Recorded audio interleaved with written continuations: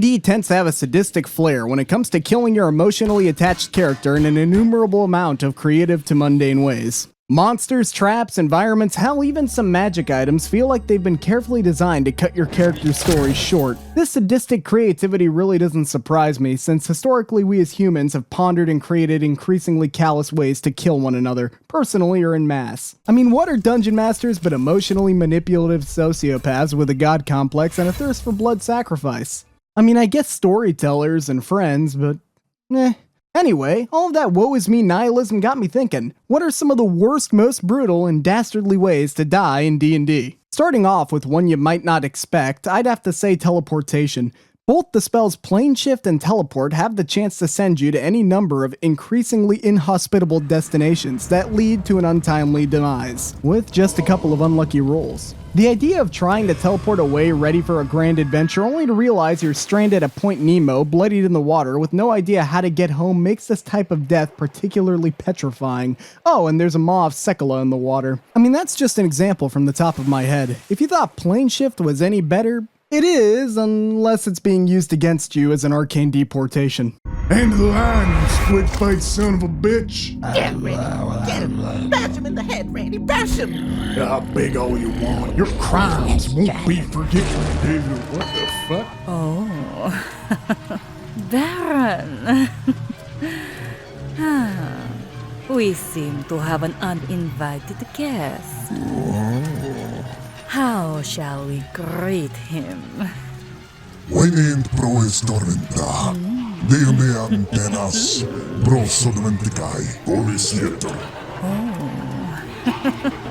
Yes. How fun. Oh shit. Those two aren't the only spells that can be used to kill a character in a terrible way. If you watch this video here, you might have caught this bit about the Brazen Beholder, which leads me to my next terrible way to die. Do I really need to say much about this spell? If used against a well-armored adversary, it could cook them alive. Given that it takes 2 to 5 minutes to strip down and beat the heat, your only real option if you're alone is to find the person who cast this on you and beat the ever-loving snot out of them while suffering the effects of a red-hot steel coffin. You have one chance to surrender and leave our sacred grove. Any resistance will be met a brutal demise. Face me, cowards! I stand ready for your bloodshed!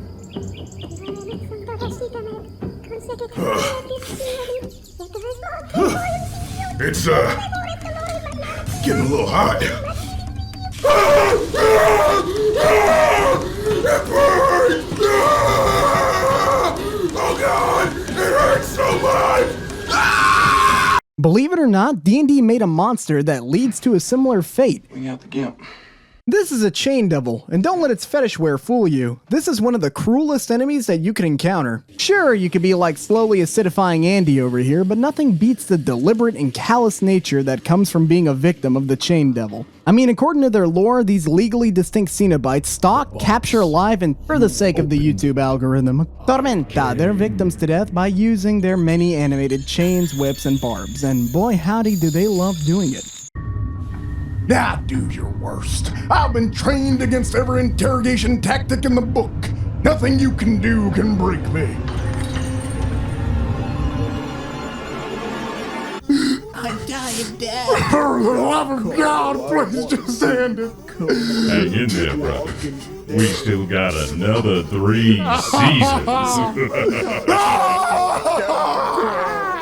Modern media has a fun way of making you think that transformation is a cool and fun ability that enhances your character's power, and in a way it is, but being studied in all things Cronenberg, I tend to associate these fun power boosts with some type of grotesque mutational body horror. There are more than a few D&D monsters who pull this off as a part of their natural and beautiful circle of life. Yuan-Ti, Bodax, Myconid Spore Servants, Vargoyles, just to name a few, but the two that stand out most to me are the Mind Flayer and the Slaad. The Mind Flayer transformation should be all too familiar thanks to 2023's Game of the Year, Baldur's Gate 3, but to summarize quickly, a bunch of Mind Flayers spit out 1,000 eggs that become 1,000 worms inside of a greasy pool of brain sludge, and after a very cats-in-the-cradle-esque upbringing, the worm is given to a human to take over and viciously modify, creating another Mind Flayer.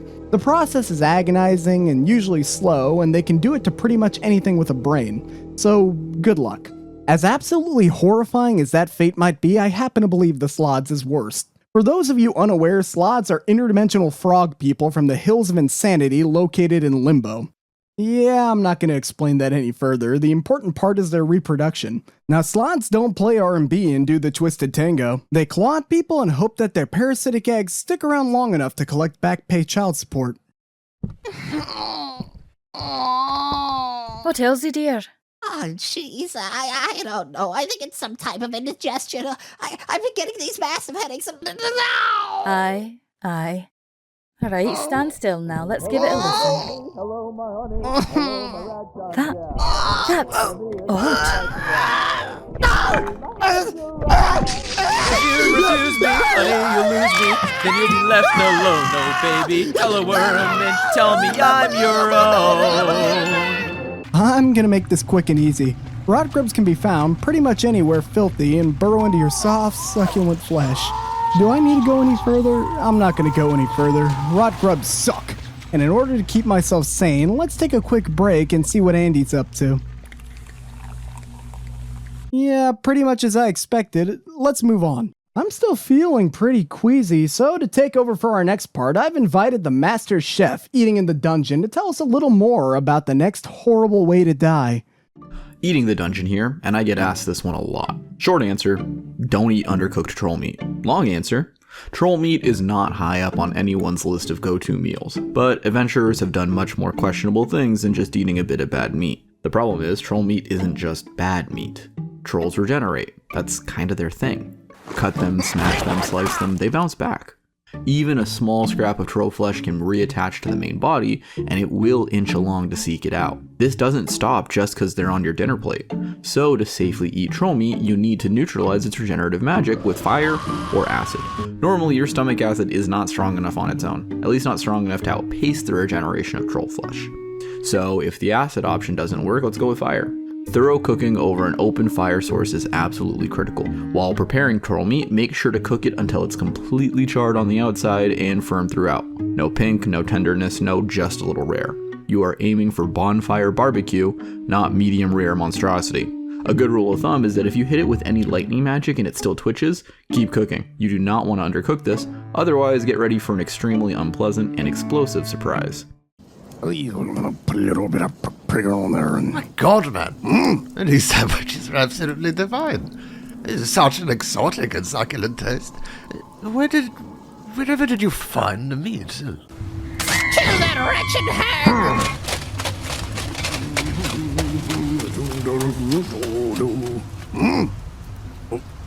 Ooh. Oh, yeah, no. Lucky find, I guess.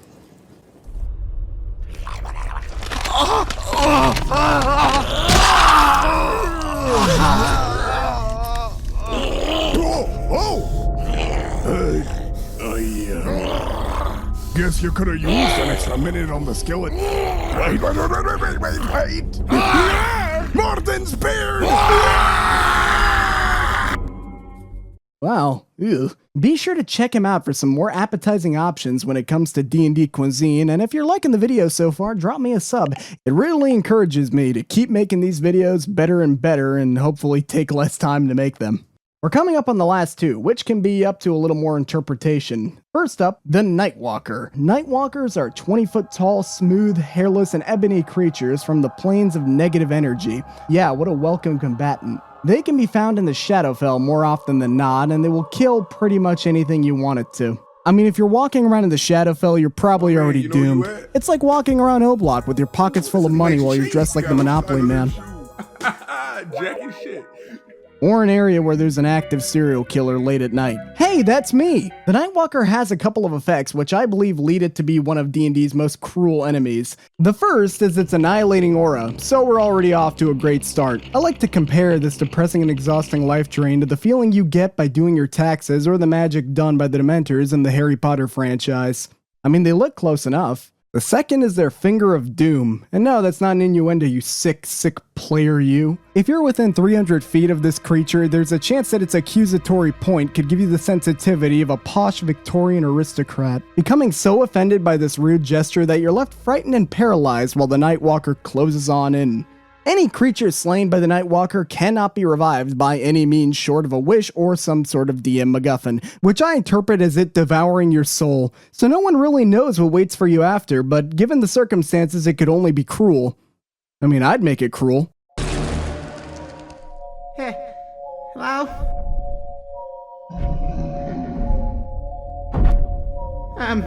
Hi. Can you help me? I think there's been some kind of mistake. I'm looking for my friends. There's this radio. I think.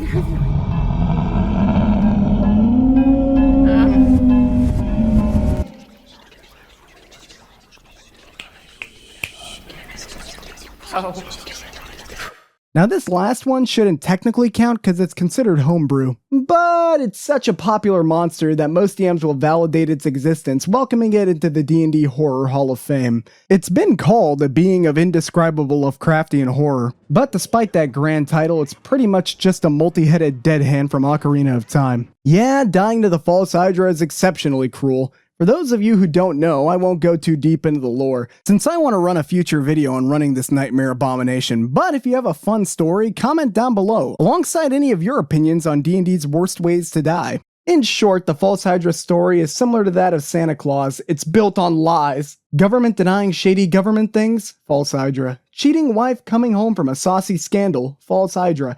Even something as small as denying a fart? False Hydra. Don't lie, don't die. Getting eaten by this thing adds your head as a fine addition to its collection, forcing you into a humiliating public performance. But that's not what makes this death the worst. In fact, no one's even going to notice or care. The sinister serenade forces everyone that can hear it to forget it's even there, and the victim's very existence. That or rationalize their disappearance. To be forgotten and left as an insignificant stain within history is one of the worst deaths that someone could have, especially if it's a player with 100 sessions of experience. Yeah, well, I did go. But here she goes.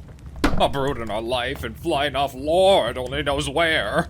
I thought things were going well, man. What happened with you two? Used to be so happy. Oh, who can remember?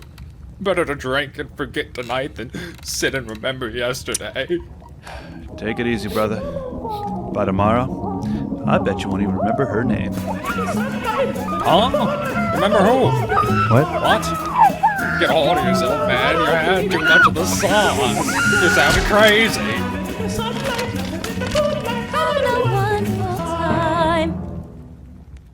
Well, that's all for today. Sorry it took so long. I was hunting vampires in San Marcos and got caught up in a cabal. If you want to see some sneak previews, chat and vote on topics for future videos, or learn more about the cabal, consider joining our Discord, which I'll link in the description below. Otherwise, catch us next time when we challenge the debate of nature versus nurture.